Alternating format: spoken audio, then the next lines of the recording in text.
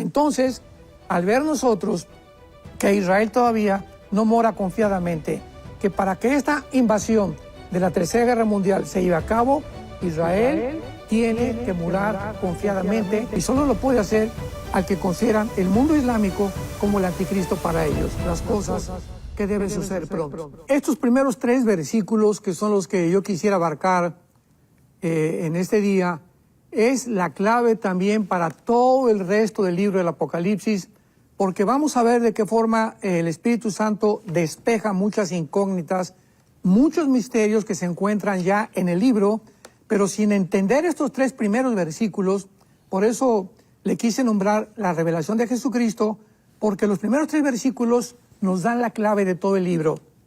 Y dice así: la revelación de Jesucristo que Dios le dio para manifestar a sus siervos las cosas que deben suceder pronto, y la declaró enviándola por medio de su ángel a su siervo Juan, que ha dado testimonio de la palabra de Dios, del testimonio de Jesucristo, de las cosas que ha visto. Bienaventurado el que lee y los que oyen las palabras de esta profecía y guardan las cosas que en ella está escrita, porque el tiempo está cerca. Bueno, podemos comenzar rápidamente con la etimología o el significado de la palabra apocalipto, que es la palabra griega que se tradujo revelación. En las Biblias en inglés así se encuentra la traducción The Revelation of Jesus Christ, y aquí se tradujo en el español la revelación. ¿Por qué? Porque la palabra apocalipto es una palabra que significa varias cosas. En los tiempos de Grecia, antes del Imperio Romano, cuando un escultor hacía una gran estatua, o cuando un pintor hacía un gran cuadro, pues se guardaba para inaugurar este día y darle un aspecto especial a ese cuadro o a esa estatua. Pero las cubrían con una manta. Entonces se reunía la gente, invitaban a príncipes, invitaban a la realeza de diferentes naciones a que los acompañaran, y en ese momento quitaban la cortina o la manta que cubría tanto la estatua como la pintura, y este hecho de descubrir la cortina es la palabra apocalipto, que significa literalmente correr el velo o descubrir la cortina. Entonces dice la Biblia que esta revelación es que Dios le da a su Hijo Jesucristo el poder de que Él, Jesucristo, nos corra la cortina para que nosotros, sus siervos, esto es muy importante, porque el libro de Apocalipsis, como todas las Sagradas Escrituras, los 66 libros de la Biblia, están escondidos. Es un misterio para la mente natural, para la mente que no tiene la iluminación del Espíritu Santo. Entonces una mente puede ser muy intelectual, tú puedes ser muy inteligente, tener 4 o 5 doctorados en doctrinas políticas, en filosofía y letras, y venir a la Biblia y no entenderla, y por eso se le hace locura a los ateos y a la mayor parte de la gente, porque no la pueden entender. Es una revelación a los siervos, a los que seguimos a Jesús. Es un privilegio que Dios nos da. Entonces, se nos corre la cortina para asomarnos hacia el futuro. Y es muy importante, como lo vamos a ver más adelante, ¿por qué Dios está tan interesado en que nosotros conozcamos, como dice la Biblia, las cosas que deben suceder pronto? En el versículo 3, porque el tiempo está cerca. ¿Cuál es la característica principal en los atributos divinos para que Dios esté interesado en que nosotros conozcamos qué va a suceder? La tempestad que se viene sobre el mundo, la tormenta que está ya por venir, ya comenzó el aguacero, viene una tormenta sobre el mundo inimaginable, en la que el mundo va a ser sorprendido como en los tiempos de Noé.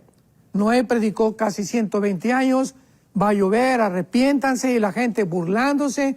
Actualmente encontramos tantas burlas. ¿Cómo es posible que prediquen del rapto que ni existe en la iglesia, que ni existe en la Biblia? Es una doctrina que fue inventada hace 2 siglos por John Darby. Tantas barbaridades que se están usando para poder atacar la escatología y el futuro, precisamente porque esconde el misterio que Satanás no le conviene que nosotros como iglesia lo podamos conocer. Entonces, por eso comienza la Biblia el descubrimiento que Jesucristo nos da para manifestar a nosotros los siervos las cosas que deben suceder pronto. Y aquí vamos a encontrar en primer lugar la respuesta, la quiero dar muy breve. ¿Por qué Dios quiere que nosotros conozcamos el futuro? ¿Por qué durante los últimos 20, 30 años no se ha predicado el Apocalipsis? Muy raras veces, ya la profecía está completamente olvidada, ¿verdad? Ya no hay nada de interés en cuanto a qué está pasando, pero ahora que comienza a arder el Medio Oriente y ahora que Rusia invade Ucrania, como que todos los cristianos volvemos otra vez, ahora sí, ¿qué dice la Biblia? Ahora sí estamos interesados, ¿verdad? Pero es que debemos siempre estar interesados porque Dios no quiere sorprendernos ni que como un ladrón en la noche sucedan estas cosas en nuestra vida. En primer lugar, ¿por qué quiere Dios revelarnos el futuro? Yo pienso que en primer lugar, para que nos preparemos para recibirle. Dice en Lucas capítulo 21, versículo 34, mirad también por ustedes mismos. Vean la advertencia de Dios para el futuro, que nuestros corazones no se carguen de glotonería y embriaguez y de los afanes de la vida, y venga de repente sobre vosotros aquel día. Ese día que está mencionando el evangelista Lucas, ¿a qué día se refiere? Pues se refiere, ¿verdad?, a la tempestad que se viene sobre el mundo. Y Dios no quiere que nosotros permanezcamos ignorantes y que caiga sobre el mundo y de repente nosotros nos preguntemos qué está pasando. No, tenemos que saber qué va a pasar para tener paz. Pero dice el versículo 35, como un lazo vendrá sobre todos los que habitan sobre la faz de la tierra. Velad pues en todo tiempo, escuchemos esto, orando, para que seamos tenidos por dignos, para que podamos ser considerados dignos de escapar de todas estas cosas que vendrán, por el amor de Dios. ¿De qué cosas quiere Dios que escapemos? Pues de la tribulación. Entonces, no todos van a escapar, ¿verdad?, en el arrebatamiento de la iglesia, sino que Dios quiere que nosotros estemos conscientes de que va a ser aquellos que están velando, aquellos que no se han enfrascado en los negocios de la vida y en los afanes de la vida y en la angustia y en el estrés y hacer dinero y obtener un lugar público, ser famoso, tener fama, etcétera, etcétera. Todos estos enemigos entran y ahogan la semilla de Dios. Entonces, esta es la primera cosa que Dios quiere que nosotros sepamos, por qué quiere que nosotros conozcamos el futuro. En segundo lugar, para motivarnos a ganar almas. Dice en 2 Pedro 3:9, claro, porque Dios no quiere que nadie se pierda, sino que todos procedan al arrepentimiento. Entonces, Dios quiere, ¿verdad?, que esto nos motive al ver todo lo que está pasando, como lo vamos a ver más adelante, que nos encontramos ya a través de las señales que son ya impresionantemente evidentes, que ya cautivan nuestra alma y nuestro corazón y nos hacen discernir que ya nos encontramos realmente, tal vez en la última generación de la historia, ganar las almas. Porque este es el corazón de Dios. De tal manera amó Dios al mundo, para que tú que estás escuchando no te pierdas, mas que tengas la vida eterna. Dios quiere que conozcas quién es Dios, que existe, que es real, que la vida fue manifestada y que es el testimonio que nosotros damos. Entonces tenemos que movernos al saber que está comenzando a llover ya en el mundo, a ganar las almas. En tercer lugar, para que recordemos que somos extranjeros y peregrinos en el mundo. Dice en Hebreos 11:13, porque todos estos testigos que menciona Hebreos 11 murieron sin haber recibido lo prometido, sino creyéndolo, mirándolo de lejos y confesando que eran extranjeros y peregrinos en la tierra. Porque si hubieran considerado que podían regresar a su tierra de donde salieron, hubieran tenido tiempo, pero salieron porque sabían que Dios tenía una ciudad mucho mejor para ellos, una ciudad completamente construida por Dios. Así que Dios quiere que entendamos, vamos de paso por el mundo, santos de Dios. No podemos aferrarnos a ningún pedazo de tierra, a ninguna propiedad, a nada, porque este mundo va a pasar y sus deseos, pero el que hace la voluntad de Dios va a permanecer para siempre. Y finalmente, para que, lo más importante, mientras van aconteciendo todos estos eventos, mientras va sucediendo lo que estamos viendo, ya Israel en pies de guerra, un ataque contra los grupos terroristas, Rusia no se va a quedar con los brazos cruzados, va a ayudar a Irán, de alguna manera va a explotar una guerra que no es la Tercera Guerra Mundial. Vuelvo a enfatizar esto, vienen 2 o 3 guerras antes de que venga la Tercera Guerra Mundial, en la cual no vamos a estar nosotros. Pero en cuarto lugar, Dios quiere que sepamos el futuro para que conforme los eventos vayan sucediéndose, podamos nosotros entender que Él es fiel, que lo que hizo con Israel lo va a hacer también con nosotros. Por ejemplo, rápidamente en Ezequiel 38, versículo 8. Veamos esta profecía de hace 2700 años, santos de Dios. Ezequiel 38, versículo 8. Dice así, veamos los detalles de esta profecía. De aquí a muchos días serás visitado. O sea, aquí se profetiza una invasión masiva de una confederación política de muchísimas naciones en contra de Israel, que es la Tercera Guerra Mundial. De aquí a muchos días serás visitado. Al cabo de años, o sea, a Shanek, se dice en el hebreo que es al final del tiempo, al final de los días. Serás visitado a la tierra salvada de la espada, recogida de muchos pueblos. ¿Quién es esta tierra? Lo dice más adelante, Israel. Hace 2700 años no estaban en el exilio.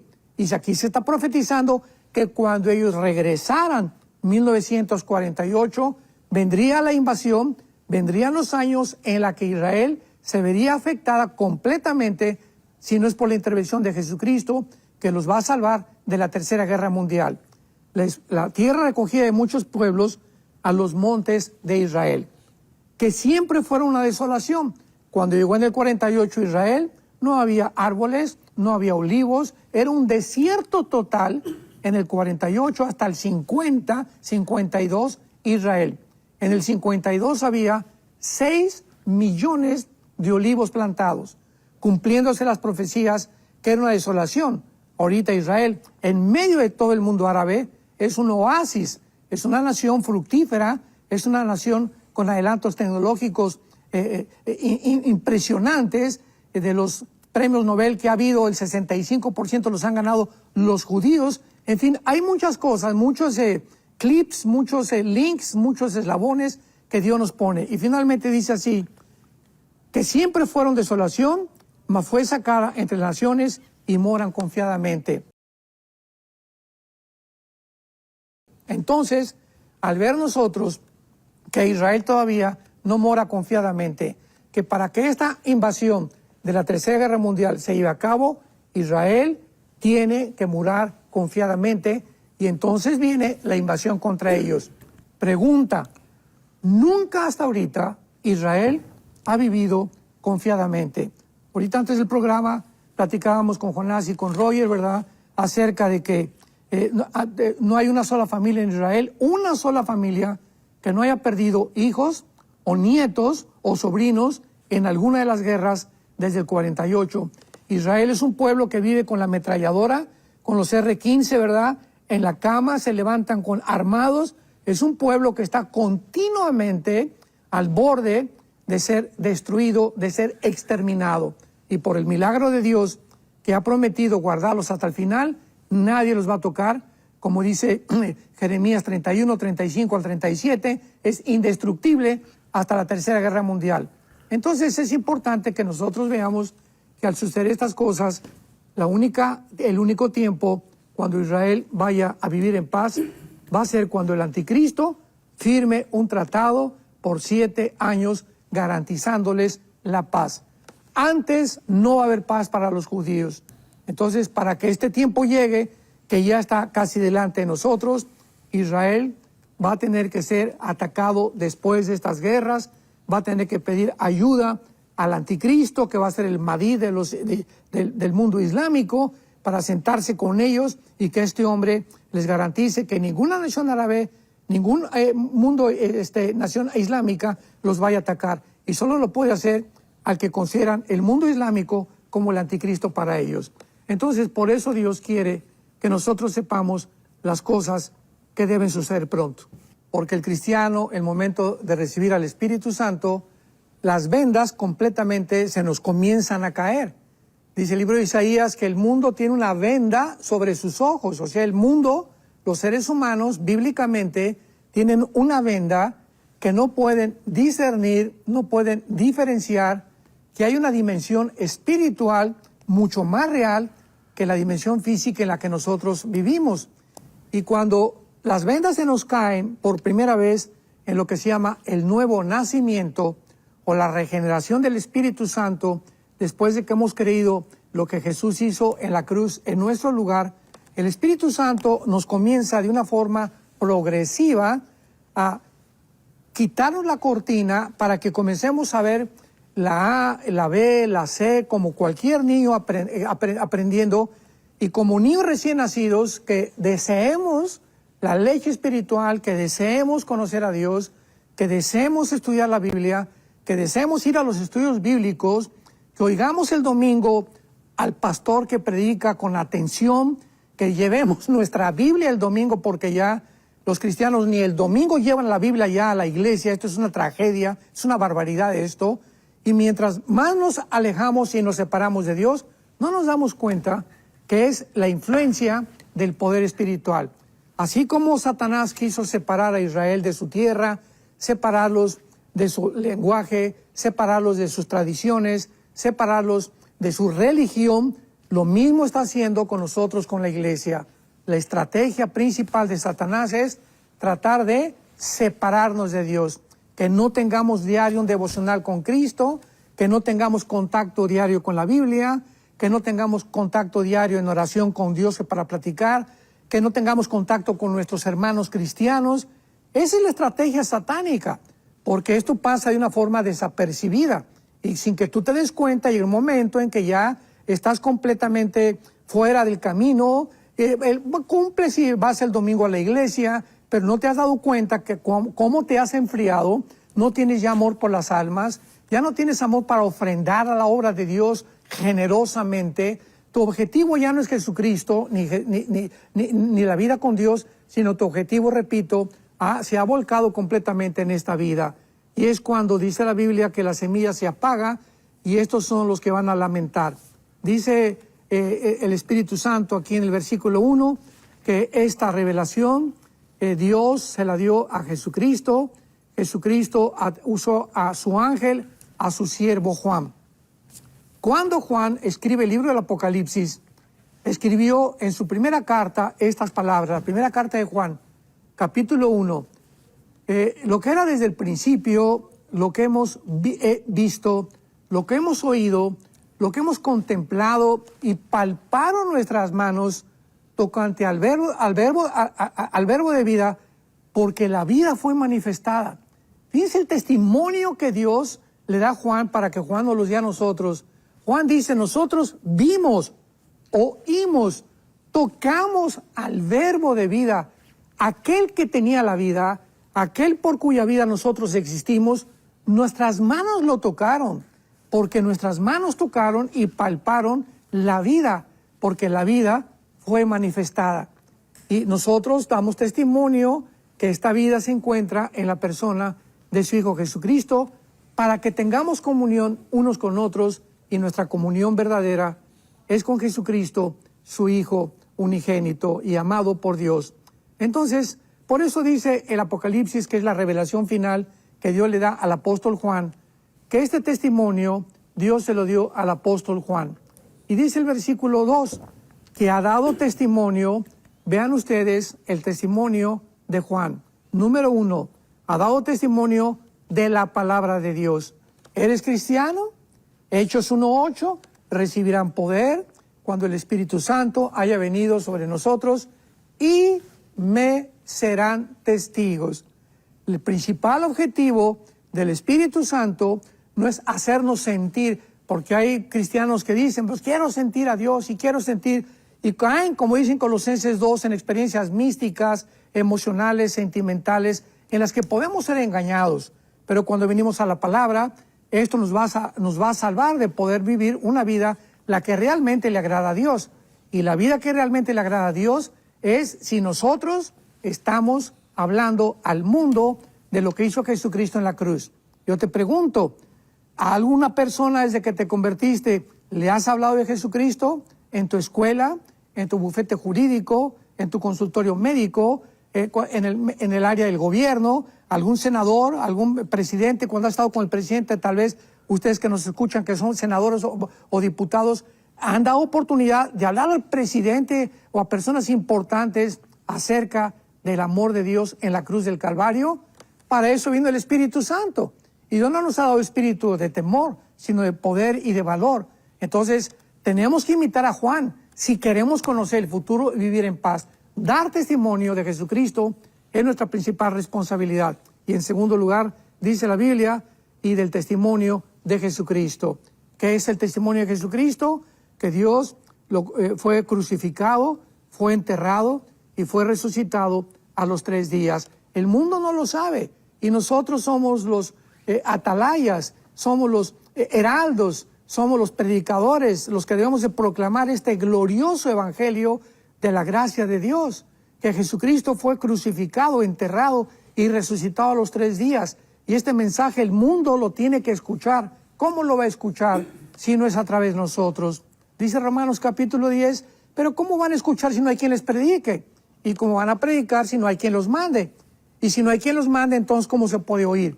Gracias a Dios, una televisora como en Enlace, que está alcanzando a millones de personas, es el medio más idóneo para que tú puedas invertir en esta televisora. ¿Por qué? Porque estamos dando a conocer lo que hizo Jesucristo en la cruz del Calvario. Otras televisoras son telenovelas y chispirito y babosadas, ¿verdad? Que está llena la televisión de tantas barbaridades. ¿Cuántas televisoras hispanas existen? Las cuentas con los dedos de la mano. Entonces aprovechemos esto de que podemos obtener esta televisora para dar testimonio de que Jesucristo, el Hijo de Dios, fue muerto, crucificado, resucitado y viene pronto por nosotros. Y dice el apóstol Juan, y de todas las cosas que ha visto, que fue lo que contamos en su primera carta. Ellos vieron a Jesús, tocaron a Jesús, oyeron a Jesús, caminaron con Jesús, desayunaron con Jesús, comieron, cenaron con Jesús. Y al final Juan fue el único apóstol en la cruz, con la mamá de Jesús, María Magdalena y otras mujeres, el único que estuvo al pie de la cruz, escuchando todo lo que Cristo dijo en sus últimas 7 palabras. Así que esto es maravilloso, que podamos nosotros experimentar realmente lo que es la vida cristiana. Finalmente podemos nosotros concluir. El versículo 3, hay una bienaventuranza, que son muy pocas las bienaventuranzas. Desde el Sermón del Monte, Mateo 24, Marcos 13, Lucas 21, bienaventurados los pobres en espíritu, bienaventurados los que sufren, serán consolados, etcétera, etcétera. Hasta ahorita en el Nuevo Testamento, porque eso perteneció al Antiguo Testamento, los Evangelios, encontramos una bienaventuranza.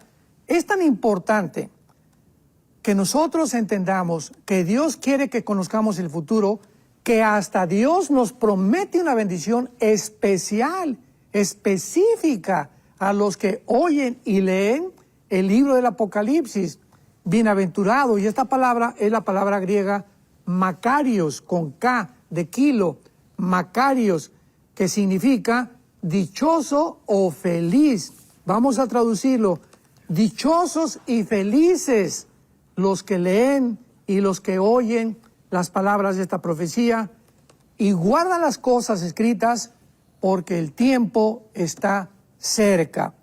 ¿Por qué Dios nos da esta bienaventuranza, esta bendición tan grande, que dice que el Espíritu Santo va a producir entre nosotros un gozo cuando sepamos el futuro y estemos seguros que todo lo que viene ya fue escrito, por lo cual estamos seguros en la mano de Dios? En primer lugar, porque este gozo que nos va a producir es que vamos a saber que pronto todo va a terminar. Dice la Biblia, porque el tiempo está cerca.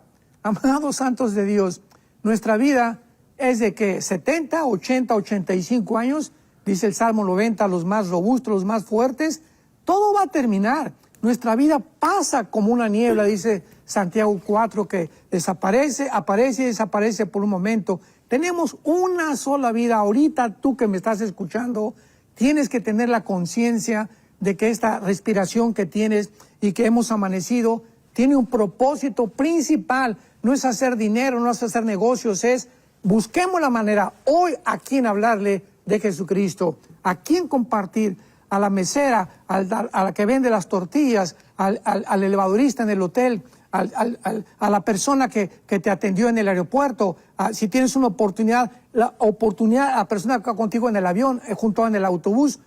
No desperdiciemos ninguna oportunidad, como dice 2 de Timoteo 4, prediquemos el Evangelio a tiempo y fuera de tiempo. No hay un tiempo especial, es todo el tiempo que podamos, hablemos de Cristo. Entonces, por eso es la bienaventurada, porque sabemos que el tiempo está corto. Dice Tito 2, 11 al 13, aguardando la bienaventurada esperanza y manifestación gloriosa de nuestro Señor Jesucristo. El tiempo está cerca. Esto fue escrito hace 2000 años. Me podrás preguntar, ¿cómo que el tiempo está cerca si han pasado 2000 años? Porque el tiempo está cerca para ti y para mí en el día de nuestra muerte. Entonces Dios considera eso. A cada ser humano que ha nacido hace 2000 años, el tiempo se nos acaba. 70 llegaron unos, 80 unos.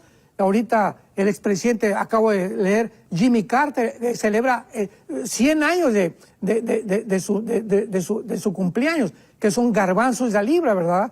El predicador Billy Graham, también del siglo pasado, casi llegó a los 100 años de edad. Son muy pocas las personas, pero tú y yo no sabemos qué tiempo vamos a tener. Por eso el tiempo está cerca, porque el tiempo está cerca de nuestra muerte. Entonces tenemos que conocer, antes de que Dios nos llame a casa, el glorioso Evangelio de Cristo, y porque conociendo el futuro, pues nos libra de temor, de la ansiedad, del estrés, de la depresión, sabiendo que Dios está al control de todas las cosas. ¿Quién nos separará, dice Romanos 8, del amor de Cristo? ¿Quién podrá condenarnos cuando hemos sido justificados por su sangre? Ni los ángeles, ni los demonios, ni lo porvenir, ni nada, ni nadie, ni enfermedad nos podrá separar jamás del amor de Dios que es en Cristo Jesús.